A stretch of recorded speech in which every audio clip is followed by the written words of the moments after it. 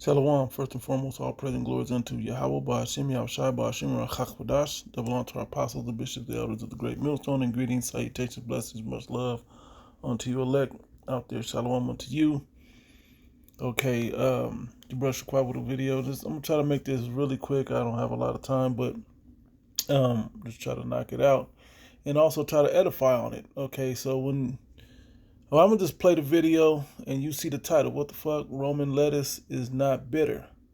Okay, romaine lettuce.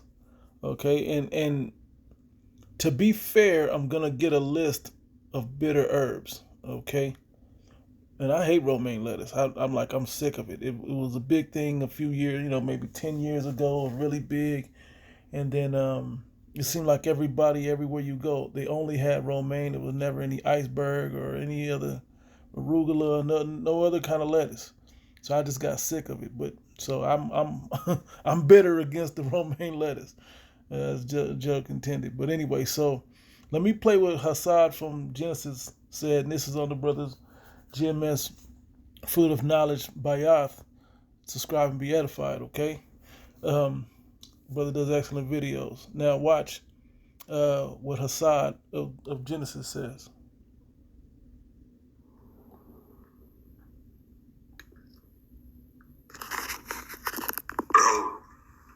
Yeah, seriously, Hannah. I used to sell dope, now I don't sell nothing but hope. Now don't worry about that. Yeah, seriously, Hannah. I've had a rough couple of weeks.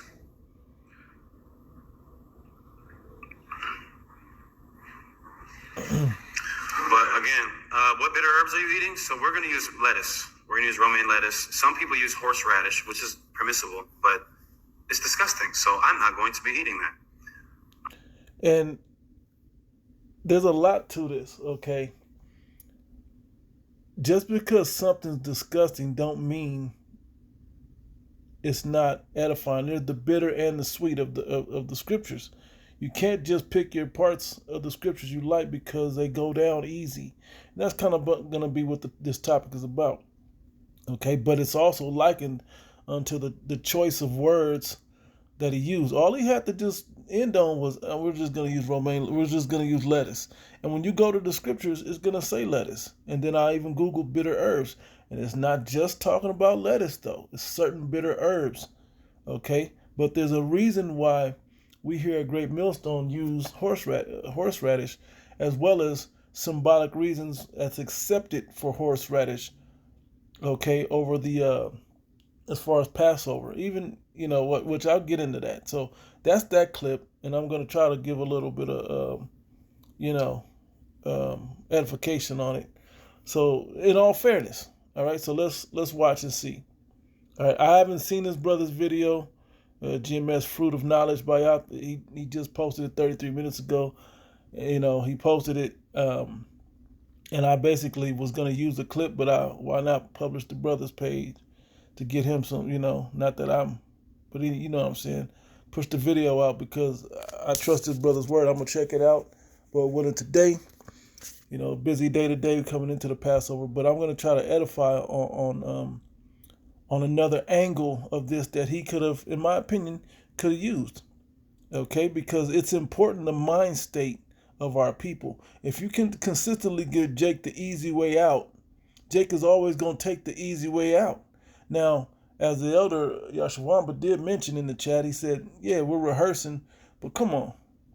Okay, yeah, we're rehearsing, so that's all good.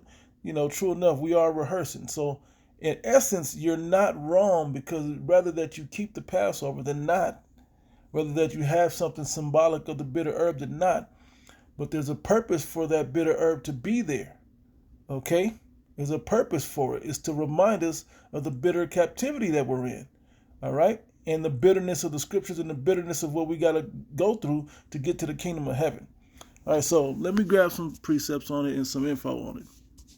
All right, we're going to start here in Exodus, the 12th chapter. That's the Passover chapter, the 8th verse. It says, and they shall eat the flesh, talking about the lamb or the goat, true enough, in the night, roast with fire and unleavened bread, okay, and with bitter herbs they shall eat it, okay. So that you see what it says right there, and with bitter herbs they shall eat it. Now, to have a sandwich, that's all gravy, man. It's all good. All gravy, no pun. But, it's all cool. But there's a way that you want our people to understand what they're involved in. Okay, let's go to Exodus 1 right quick.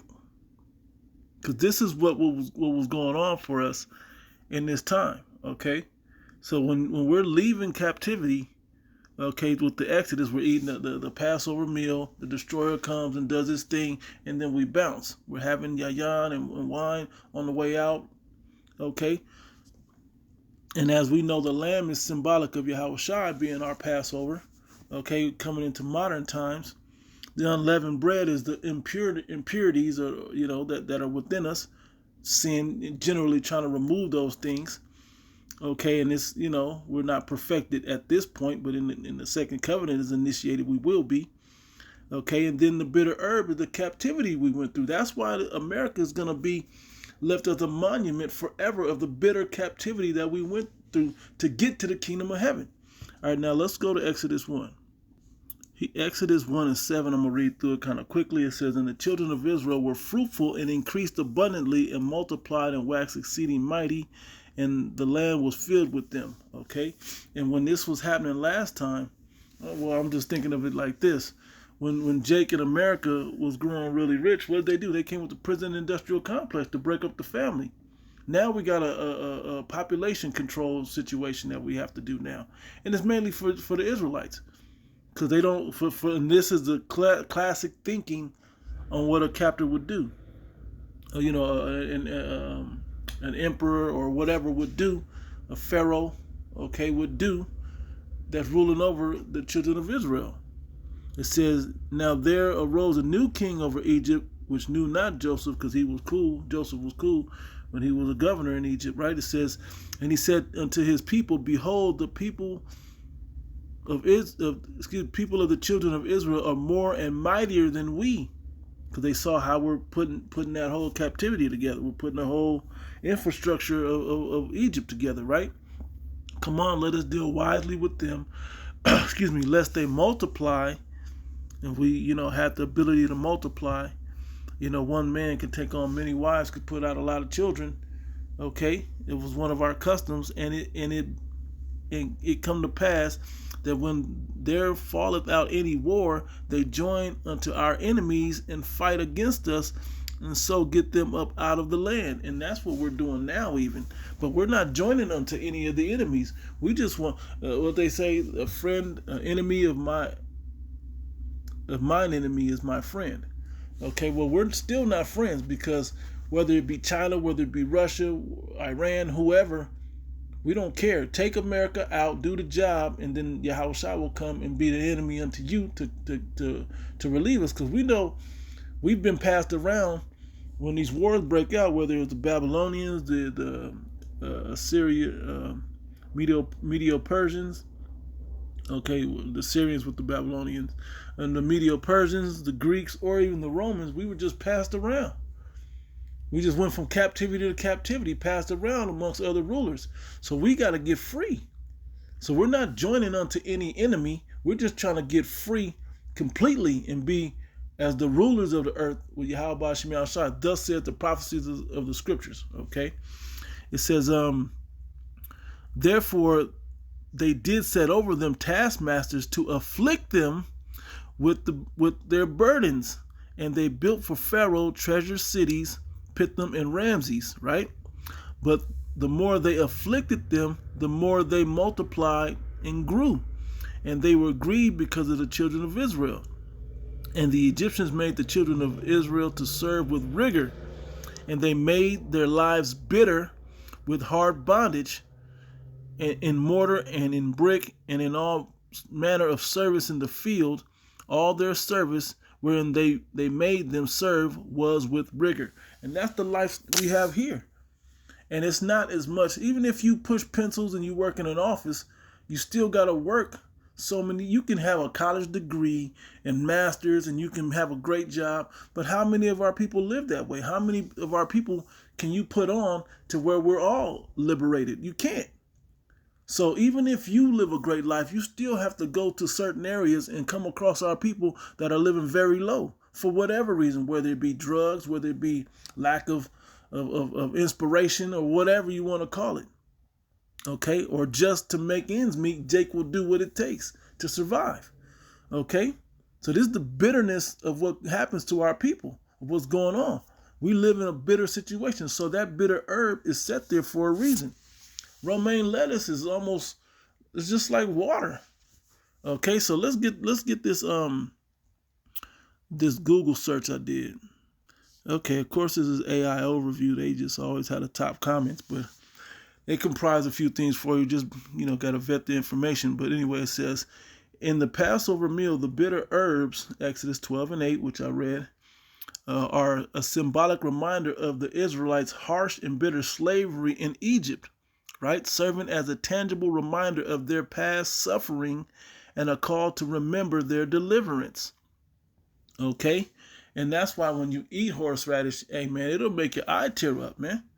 And then when you consider this life, it's cool knowing that we were back then in ancient Egypt is one thing, and then all the captivities after that is another thing. But then going into this life, how bad this life is.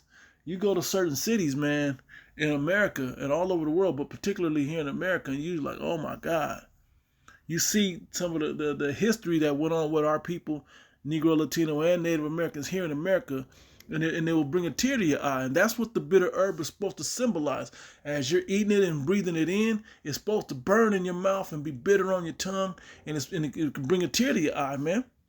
It's worth crying over to see what happened to our people, to watch how our people are so destroyed, and then so destroyed to a point that we teach them that they're the children of Israel, and they don't like it.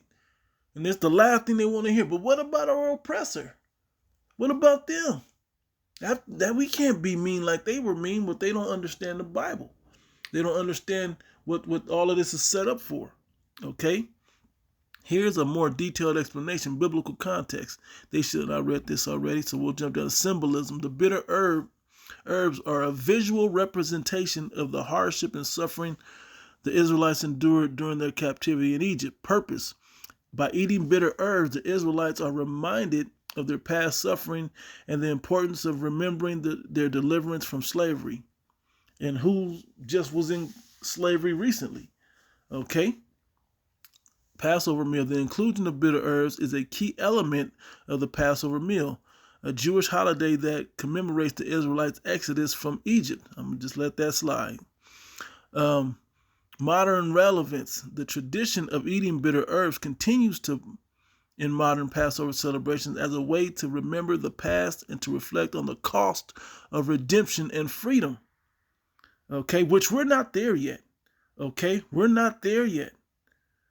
Okay, let's not act like the people that write this believe the people over in the land of Israel are those people, and they got their redemption and their freedom, and they rule the world and blah blah blah, and they're taking out the gods of Palestinians and God, whatever they think they're doing. But we're still in captivity. The real Israelites are still in captivity to this day, to those people. Because those are the elite bankers, man, that really run this whole thing, got us locked up, and make all the mental and spiritual things against us. They approve those things to keep us down. Because as long as the identity thief has your ID, has your identity, hey, he can't let you remember your identity. And when you do, he has to find ways to keep you suppressed and not to let the world know, and to assume your place again in your natural identity, in your biblical identity. A great movie I like about identity theft is what's the name of that one? The Man in the Iron Mask. Great story, man. Great one. That is literally about the identity thief stealing the Israelites' captivity, if you watch it in that context. All right, another Google search. AI overview put it together for you. Here's a list of some well-known bitter herbs, and this is where I give Hassad, an okay, but Is that what our people really need? You gotta, as a leader, you gotta have the as a guide, gotta have the context of understanding to say, oh, because it tastes nasty, I don't eat that. That ain't why you say that to our people. You just say, oh, we're gonna have this, but this is also accepted, and leave it, man. Just leave it, and the people will figure it out for themselves, and then pray that Yahweh Shemi Shai accept their offering. Pure point blank. But to put the context, oh, it's nasty, man. Our people are simple minded. You can't give Jake that type of an out, because Jake's gonna take the out. They're gonna take that road every time. Then they miss out on all the bitter, because a lot of Jake that won't eat that bitter herb have a real sugary diet, so it's going to be worse under them. And then they're not going to take it in symbolically. It's hard to really let America burn in your spirit if your tongue ain't burning with horseradish. Some people may even use garlic to get that same flavor, same type of intensity, because this has been an intense captivity. Okay? But here, in all fairness, is a list of bitter herbs. And this is just Google AI overview. Right? Here's a list of some well-known bitter herbs often used for their digestive and other health properties: dandelion, gentian, wormwood, bitter melon, mugwort, and turmeric. Okay? And it tells you, you can pause it and enjoy that. Okay? One of them that jumped out to me, they said peppermint. Arugula. This is probably one of the better ones that you should have said, is arugula, not just romaine lettuce. Because arugula is treated as a lettuce, but anybody, like, I like arugula. I've had arugula on certain sandwiches, and it was like, whoa, that made everything change. Like, it's not just a lettuce. It says a close relative to kale, arugula has a peppery and bitter flavor. And it brings out meat flavors and beef and red meat, and it just goes well with certain things. Okay, and like, I would eat, and this is not a Passover meal, but I would eat a roast beef sandwich with kale and horseradish and all of that on there. Okay, kale. I mean arugula. Maybe some stinky cheese or something, right? So on and so forth. But you got to look at this and understand. Chicory, Brussels sprouts, burdock root, arugula, peppermint, angelica. They have spicy, bitter, and warm energetics. Turmeric, anti-inflammatory. It's giving certain things to it, right? But how often are people going to choose these things, and how often are they going to just go like, yeah, that's it? But when you give them that horseradish, now when I Googled horseradish, let's watch. All right. Now I just screenshot this one, but it says, while often considered a bitter herb, especially during Passover, horseradish is not actually bitter in taste. It's more accurately described as pungent, spicy, and sharp, which sounds like this captivity. Kind of closely describes this captivity to me. It says, with a potential for bitterness only developing when exposed to air for too long or improperly prepared, causing it to lose its pungency and darken in color. Let's look up pungent real quick. Pungent definition: having a sharply strong taste or smell.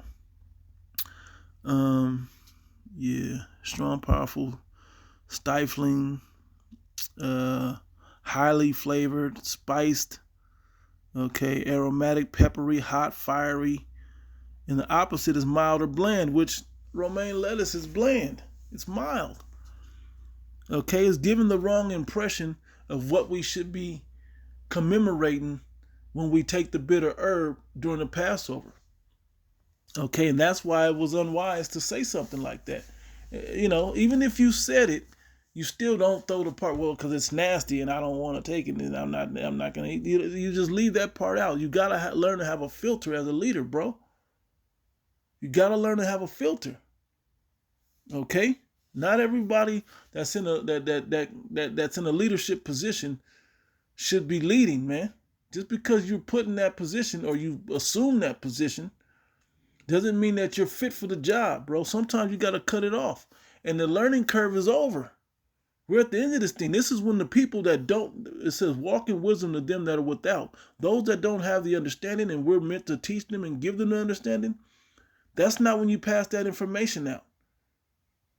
Because it's nasty, that's why I don't eat it. Man, that's what's wrong. Because that's why Jake will choose candy or some other type of food versus, and I mean like sugary or salty or whatever, versus getting the bitter herb that we actually need to help our health. Okay? It says key points about horseradish: flavor profile, primarily pungent and spicy, with a slight bitterness that can become more pronounced if not handled correctly. Chemical reaction: when grated, horseradish releases a compound called allyl-isothiocyanate, wow, which creates the strong irritating sensation. And that irritating sounds like rigor to me. Okay, hard bondage, wherein we were made to suffer. Okay, despite not being inherently bitter, horseradish is traditionally eaten during Passover as a symbolic bitter herb due to its strong flavor. Okay, but I also found this information. It said the sting that cuts through numbness, horseradish on pandemic Passover tables. Okay, that's when that was, back in 2021 in March, right? Horseradish. Let me get to the point that I was reading. It was, yeah, we know that. Okay, right here, the Hebrew word for bitter herb is marar, and I'm gonna get that in the blue letter shortly. Comes from the same linguistic root of the word that's used to describe how Egyptians embittered their lives of the people they enslaved. Right? That's the 14th verse. And by eating it, participants are supposed to feel the hardship.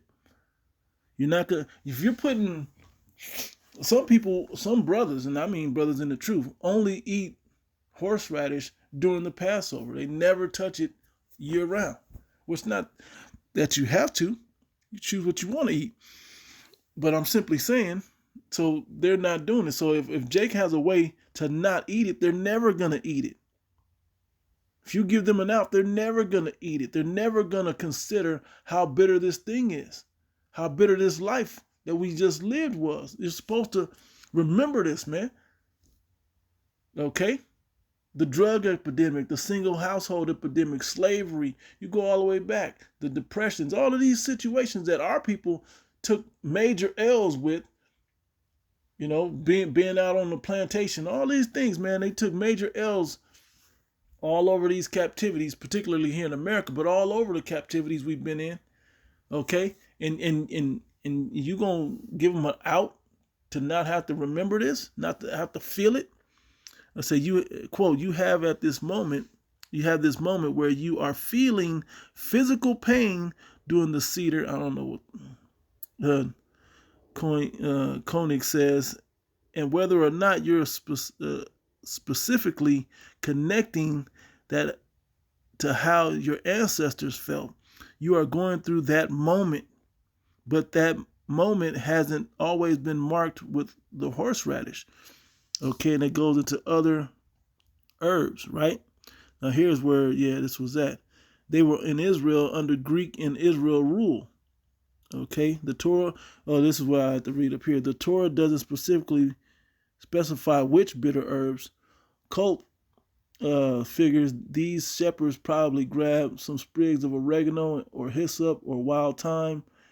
But by the 2nd century CE, Jews weren't shepherds. They were in Israel under Greek and Roman rule. Quote, and when you look at the authoritative text of Judaism, the Talmud identifies the bitter herb as lettuce. Okay? The Talmud identifies the bitter herb as lettuce. They didn't say arugula. They didn't say any of those other bitter herbs. They said lettuce. Why would you take that approach, man? Which is surprising for a lot of people, Cope says. It wouldn't be surprising for Sephardim, the Jews of the Spanish and Portuguese empires, they kept lettuce as their bitter herb, and their descendants still eat it during Passover Seder's services. I guess that's what it's talking about. It says, but for those who moved into Central and Eastern Europe, there was no lettuce this time of year. Cuss that. So the horseradish began in about 14th century Germany, Kopf explains. Originally, they only ate the leaves, and you'll find all sorts of interesting discussions continuing all the way through the 18th, 19th centuries concerning how much horseradish you could have to eat. Can you grade it? Okay. When Cope first learned of this history, he was happy to add lettuce to his table and was surprised when his family rebelled. And now he has had at his Passover, had both at his Passover table. I serve the horseradish because it just doesn't feel like a Seder without the horseradish, a service without it. I really think the way we act in life isn't what's written in a book. Cope said that we learn from our parents. It's what we learn from our grandparents. It's what makes us feel Jewish. And that just gives that info. This is what popped up when I Googled it, right? So why would you add that to our people? But I see what you did there. So let's hit some more scriptures. Before I hit the scriptures, let me do this. The brother posted this, and this was beautiful info. Horseradish root offers several health benefits due to its rich nutritional profile and active compounds. Here are some key benefits. Rich in nutrients, horseradish is a good source of vitamin C, potassium, calcium, and magnesium, which contribute to overall health. Boosts immune system. A high vitamin C content supports immune function, helping the body fight off infections and illnesses. And anti-inflammatory properties. And what people don't realize is Jake has a real inflammatory diet, man. Okay, so that's why Jake is in a lot of pain generally and have a lot of different conditions because they're inflamed. Okay, they need anti-inflammatories. With bitter, you got to understand acid and bitter gotta balance each other, man. Okay, horseradish contains compounds like glucosinolates, which have anti-inflammatory effects that may help reduce swelling and discomfort in conditions like arthritis. All right. I need more of that. It says the root has been traditionally used to stimulate appetite and improve digestion by promoting the production of digestive enzymes in bile. Antioxidant effects. Horseradish contains antioxidants which help protect the body from oxidative stress and damage caused by free radicals. Antibacterial and antifungal. The root has natural antibacterial and antifungal properties which may help in fighting off infections and promoting better overall health. Respiratory health. Horseradish has been used to clear sinuses and relieve symptoms of congestion due to its ability to promote mucus flow and act as a natural decongestant. And I remember a specific Passover, this time of year, there was a bug going around or whatever, and brothers was sick. And the more brothers ate and read the Hebrew, brothers coughed up some phlegm and all of that, blew the nose, and it opened up their sinuses. And we were able to read through it, and it really helped a lot of us. And it was a room full of us, okay? And it really helped. Brothers was eating it, and then where you couldn't breathe before and breathe in, now you can breathe deep. Then some brothers start coughing it up and big mucus plugs and so on and so forth. The membranes getting all of that nasty, thick stuff out. Okay, and I'm being graphic, but this is a benefit. Because when you are able to cough that up, then you're thinking about the captivity and how your weak body is sick. And part of this bitter captivity is that we have these chains of darkness. It's just all bad, man. Okay, it says may aid in weight loss. Some believe that horseradish can help with weight loss by increasing metabolism and fat burning due to its stimulant properties. Okay. All right, so I'm gonna grab this in Ezekiel the 3rd chapter. Okay. Matter of fact, let me start up there. But before I do, and I'm sure romaine lettuce has other health benefits. Okay, but showing you what the benefits of romaine lettuce is, of horseradish. Like I said, the congestion of climate change during this time of year, going from winter, where your system may be broken down, into the spring, where there's a lot of moisture and different things happening, in the air that's happening, and winds and dust and pollen and all of this. It can help benefit Jake. Okay. And am I making a case for? I'm making a case that brothers keep the Passover, sisters that you just keep the Passover. That's really the key to this. It's not saying this or that, but there are certain symbolic benefits and spiritual benefits to keeping it with romaine lettuce or even arugula. If you're caught in the line, hit arugula. Arugula is pretty easy to catch to purchase. Okay, it's not too hard to go find arugula at the grocery store. So you're not off by not having arugula.